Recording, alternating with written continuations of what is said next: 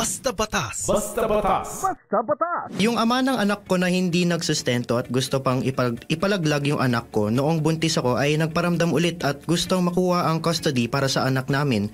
Ano ang pwede kong isampan na kaso laban sa kanya? Una sa lahat, wala kang dapat gawin kasi nasa sayo naman yung bata yata, hindi ba? Ang nangyari lang, biglang nagparamdam, gusto niya uling magkaroon ng ugnayan doon sa anak mo, huwag kang mangangamba kasi I would assume itong bata na to ay illegitimate, tama ba?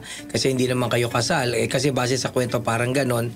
So kung hindi kayo kasal, illegitimate ang bata, ikaw lamang ang may karapatan sa kustodiya ng bata na yan. And in fact, ang karapatan lamang ng lalaking ito ay visitation right, ano? O although may obligasyon siya na suportahan yung anak mo. So wala kang gagawin, nasa sayo yung bata. At hindi niya man niya pwedeng kuwain yan ng sapilitan sa'yo. Mapipilitan ngayon siya magsampa ng kaso. Ang tawag doon, habeas corpus with custody of minor. So ang mangyayari niyan, pupunta siya sa korte para mahingi niya yung kustodiya sa'yo. But as a general rule, kung ang bata ay illegitimate, wala siyang karapatan dito. So huwag kang mag-alala, so chances are panalo ka. Ang magiging problema mo lang kung hindi ka fit to be a mother, pabaya ka, which I assume you are not. Pero kung sakaling pabaya ka, hindi rin ibig sabihin mapupunta na agad dun sa lalaki. Kasi pwedeng ibigay sa nanay mo, sa lola, sa lolo, or sa kapatid.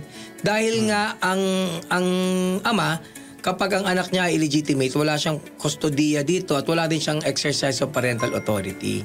Basta Batas. Basta Batas. Basta Batas.